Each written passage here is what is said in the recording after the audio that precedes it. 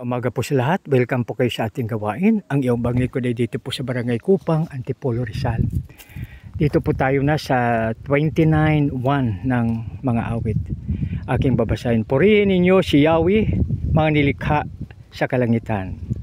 Kilalanin ang kanyang lakas at kanyang kaluwalhatian. Purihin nawa ang Diyos sa pagbasa ng kanyang salita.